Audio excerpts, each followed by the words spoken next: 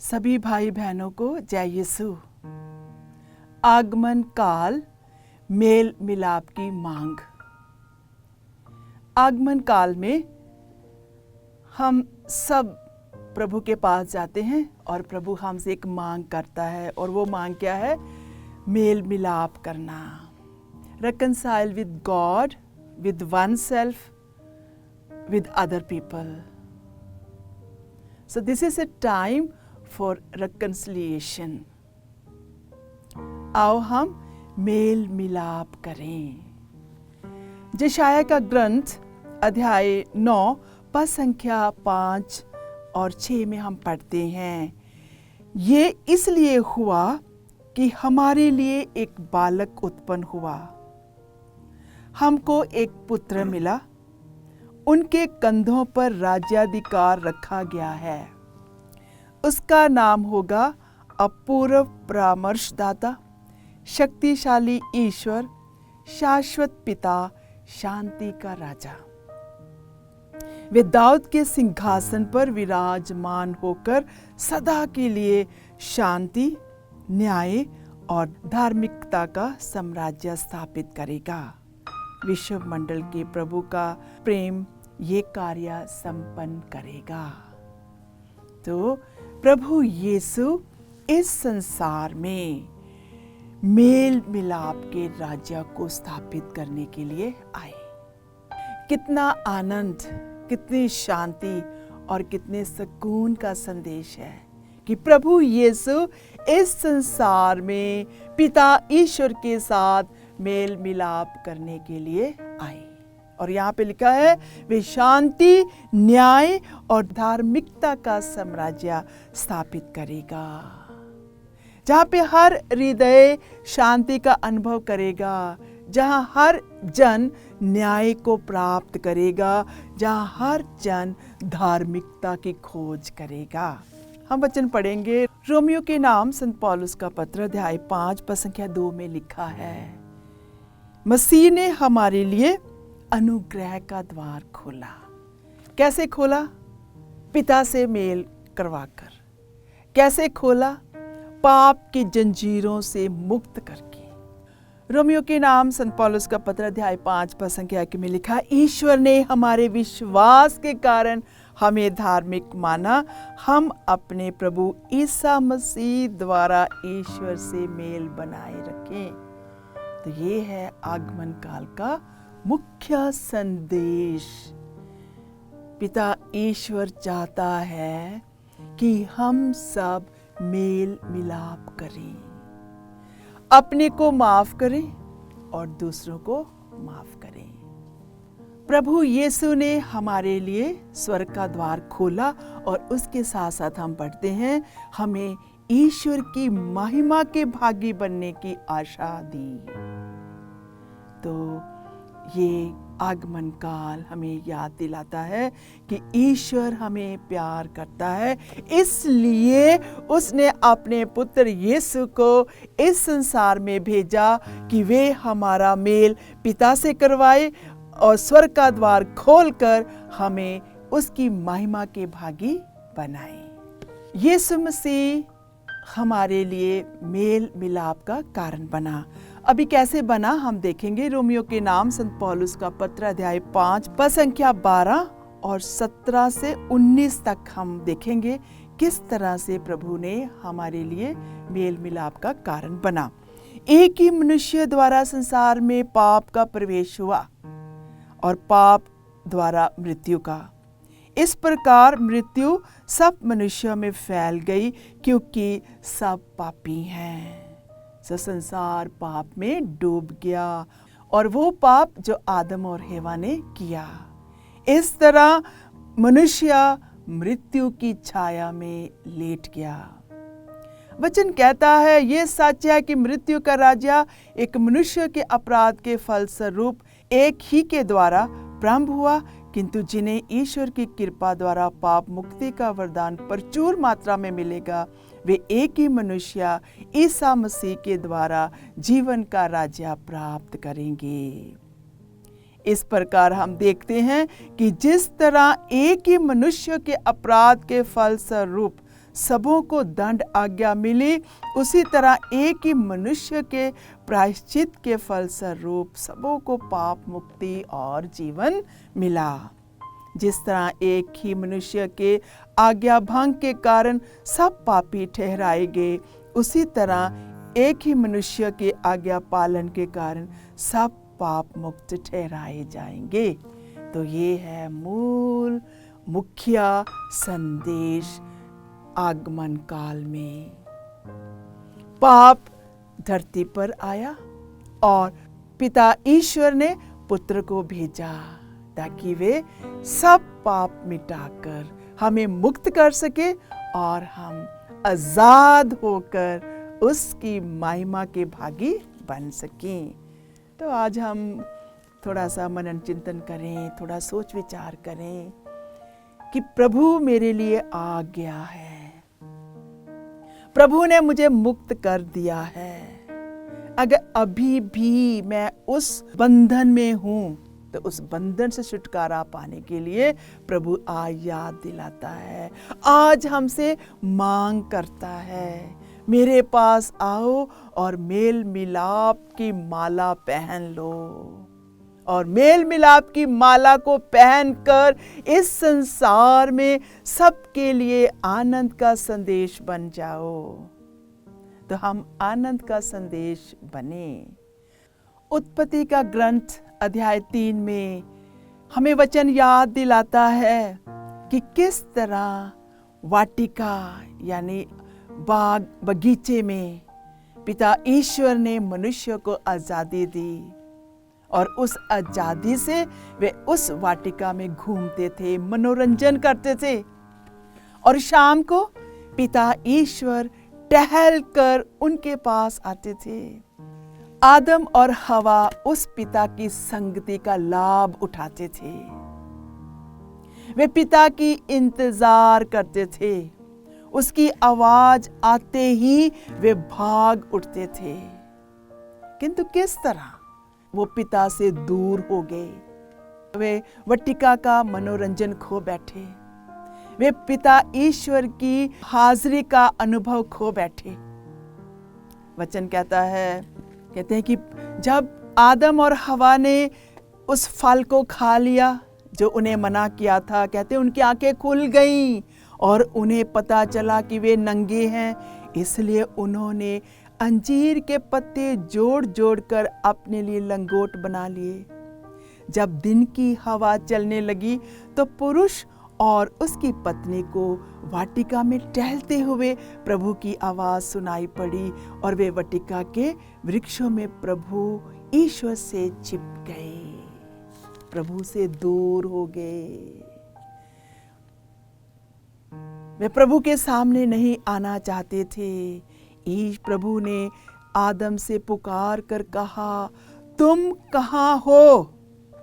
वचन में लिखा है, स्तोत्र ग्रंथ 29 उसके 3 में लिखा है, प्रभु की वाणी जल पर महासागरों की लहरों पर गरजती है। उसकी आवाज एक गर्जन के समान आदम और हवा के कानों में पड़ी। प्रभु की वाणी तेजस्वी है, प्रभु की वाणी प्रतापी है। और उस वाणी को सुनकर वे छिप गए। प्रभु ने कहा, तुम कहाँ हो?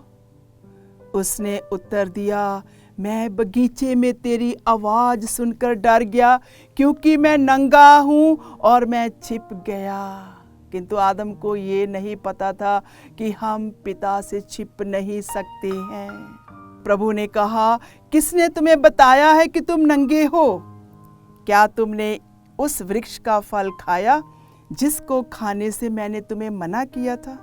मनुष्य ने उत्तर दिया, एक दूसरे को भी दोष लगाते हैं। मेरे साथ रहने के लिए स्त्री को तूने दिया, उसी ने मुझे फल दिया और मैंने खा लिया। मेरे प्यारे भाई और बहनों, यही हमारे जीवन में होता है। जब हम प्रभु के नज़दीक जाते हैं, प्रभु हमारे पास आते हैं, हमसे बातचीत करते हैं, किंतु जब हम पाप में फंस जाते हैं तो प्रभु हमें ढूंढता है और वो हमारा नाम लेकर कहता है, तुम कहाँ हो? प्रभु की आवाज प्रतापी है, वो हमारे हृदय में गूंजती है जब हम उससे दूर चले जाते हैं। प्रभु ने स्त्री से कहा, तुमने क्या किया? और उसने उत्तर दिया, सांप ने मुझे बहका दिया और मैंने खा लिया। मेरे प्यारे भाइयों और बहनों, जब हम अपने जीवन में झांक कर देखते हैं, हम हमेशा दूसरों को दोष लगाते हैं। हम अपनी गलतियों को स्वीकार नहीं करते हैं। हम गलती करते हैं और छिप जाते हैं।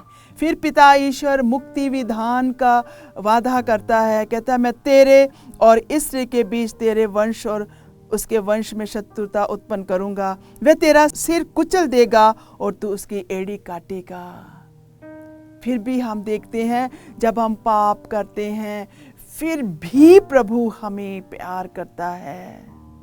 वे वादे करता है, वे हमारे पास आता है, हम उससे दूर जाते हैं। वे शांति का राज्य स्थापित करने के लिए हमारे पीछे पीछे आता है, झुककर हमें उठाता है और कहता है मैं तुम्हारी मुक्ति चाहता हूँ।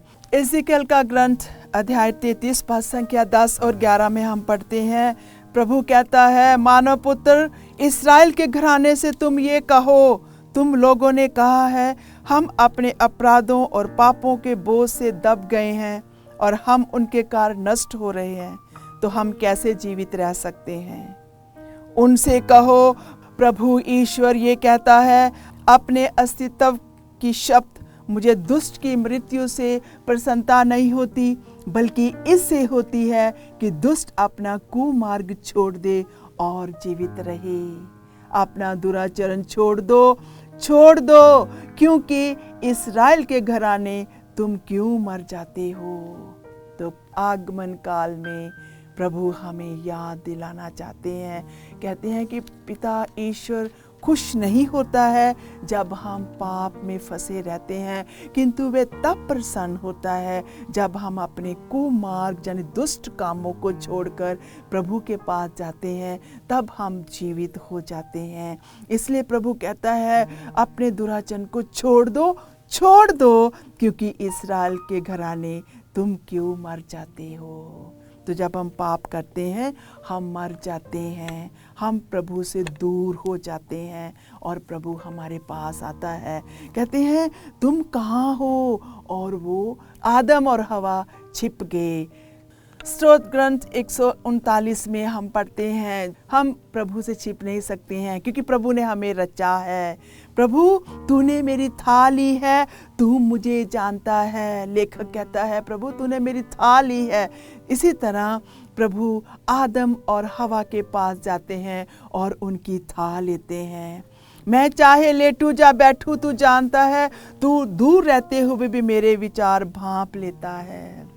आदम और हवा की आंखें तो खुल गई, किंतु उनको ये ज्ञान नहीं था कि प्रभु उनके विचारों को भांप लेता है, प्रभु उनके विचारों को जान लेता है। ऐसे ही हमारे जीवन में होता है जब हम सोचते हैं कि कोई नहीं जानता है, किंतु हमारा प्रभु सब कुछ जानता है। कहता है मैं चाहे चलूं या लेटूं तू देखता है, मैं जो भी करता हूँ तू सब जानता है। मेरे मुख से बात निकल ही नहीं पाई कि प्रभु तू उसे पूरी तरह जान गया। मेरे प्यारों, हम उससे कुछ भी छिपा नहीं सकते हैं। हम पाप करते हैं, प्रभु हमें जानता है। तू मुझे आगे और पीछे से संभालता है, तेरा हाथ मेरी रक्षा करता है। प्रभु आदम और हवा को संभालने के लिए उस शाम भी टहलने के लिए आता है और उन्हें पुकारता है। तेरी ये सूक्ष्म दृष्टि मेरी समझ के परे है, ये इतनी ऊंची है कि इसे मैं छू नहीं पाता। मैं कहाँ जाकर तुमसे अपने को छिपाऊं, मैं कहाँ भागकर तेरी आंखों से ओझल हो जाऊं। सो लेखक को पूरा ज्ञान है कि पिता की आंखें हमेशा खुली रहती हैं, वे जानता है हम क्या करते हैं। यदि मैं आकाश तक चढ़ूं तो तू वहाँ है, यदि मैं अधोलोक में लेटूं तो तू वहाँ है, यदि मैं उषा के पंखों पर चढ़कर समुद्र के उस पार बस जाऊं तो वहाँ भी तेरा हाथ मुझे ले चलता है, वहाँ भी तेरा दाहिना हाथ मुझे संभालता है। यदि मैं कहूँ अंधकार मुझे छिपाए और रात मुझे चारों ओर घेर ले, तो मेरे लिए अंधकार अंधेरा नहीं है और रात दिन की तरह प्रकाशमान है। अंधकार तेरे लिए प्रकाश जैसा है। तूने मेरे शरीर की सृष्टि की, तूने माता के गर्भ में मुझे गढ़ा। मैं धन्यवाद करता हूँ, मेरा निर्माण अपूर्व है, तेरे कार्य अद्भुत हैं, मैं ये अच्छी तरह जानता हूँ। तो लेखक के मन में जो विचार है वो विचार हमें आज याद दिलाते हैं कि काश आदम और हवा को ये ज्ञान होता तो वे पाप ना करते, वे वाटिका के मनोरंजन में सदा सदैव बने रहते, किंतु आज उन्होंने उस आजादी को खो बैठे हैं। उत्पत्ति का ग्रंथ अध्याय 3 पद संख्या 6 और 7 में हम देखते हैं, अब स्त्री को पता लगा कि उस वृक्ष का फल स्वादिष्ट है, वे देखने में सुंदर है और जब उसके द्वारा ज्ञान प्राप्त होता है तो वह कितना लुभावना है। इसलिए उसने फल तोड़कर खाया और उसने पास खड़े अपने पति को भी उसमें से दिया और उसने भी खा लिया। सो कहते हैं पाप हमारे जीवन में हमारी आंखों के द्वारा आता है। हम आंखों से देखते हैं और हम सोचते हैं और हम पाप करते हैं।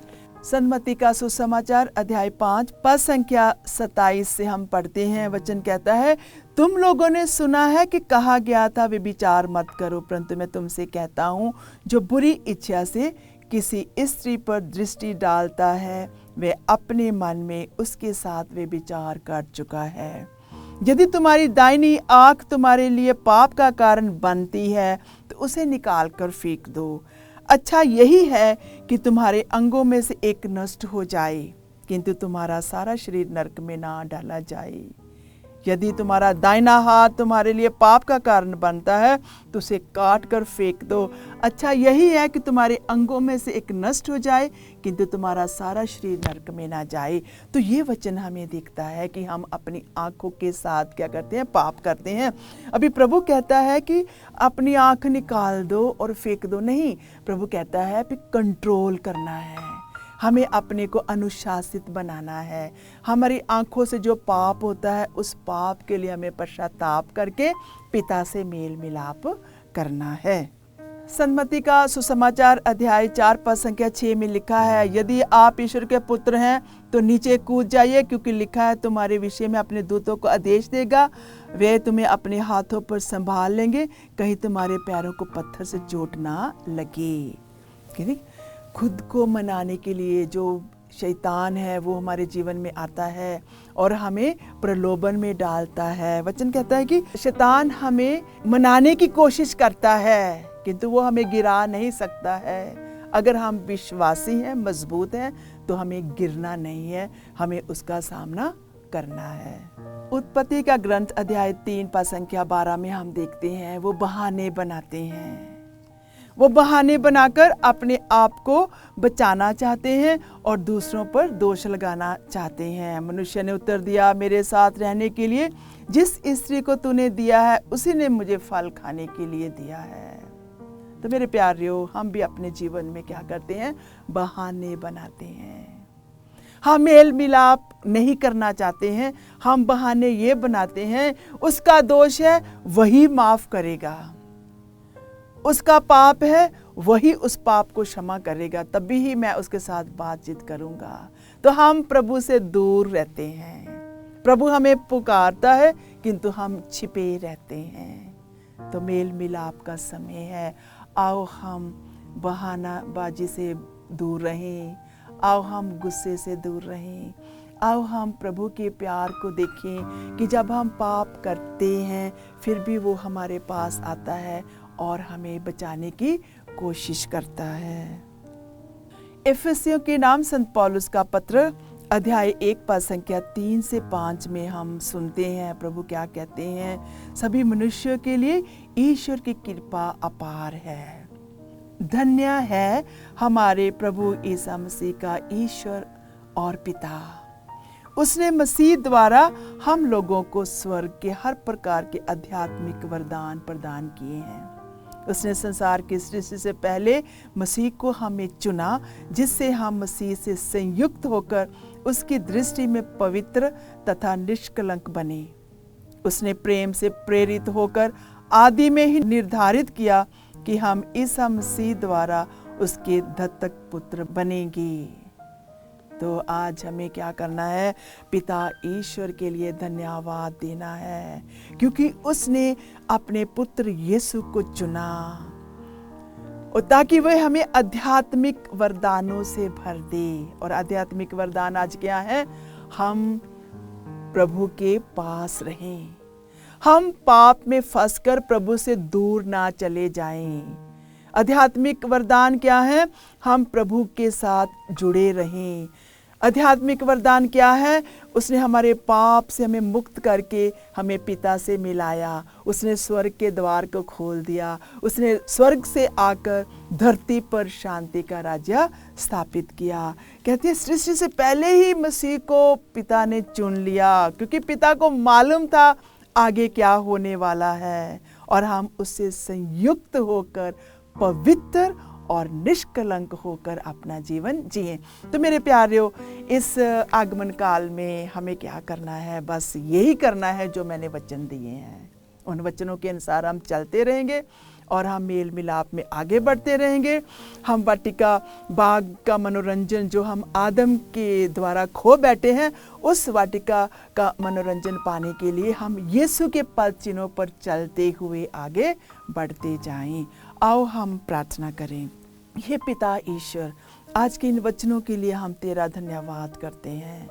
पिता, तूने हमारी आंखों को खोला है कि जब हम तुझ पर निर्भर रहते हैं और तुझ में बने रहते हैं, कोई भी शैतान की शक्ति हमें गिरा नहीं सकती है, हमें लुभा नहीं सकती है, क्योंकि तू हमारा ईश्वर है। जब हम दूसरों से मेल मिलाप करते हैं, मेल मिलाप में रहते हैं, तो प्रभु का राज्य, शांति का राज्य हमारे जीवन में स्थापित होता है। और जब हम शांति में रहते हैं तो तू हमें हमेशा अपनी आशीष से भरता है और हम शांति का संदेश दूसरों तक पहुंचाते हैं। प्रभु, आज हमें अपनी आशीष से भरो, ताकि हम सबके साथ प्रेम से रह सकें, मेल मिलाप से रह सकें और दूसरों को क्षमा करते हुए तेरे प्रेम में बने रहें। ये प्रार्थना करते हैं प्रभु यीशु के नाम से, आमीन।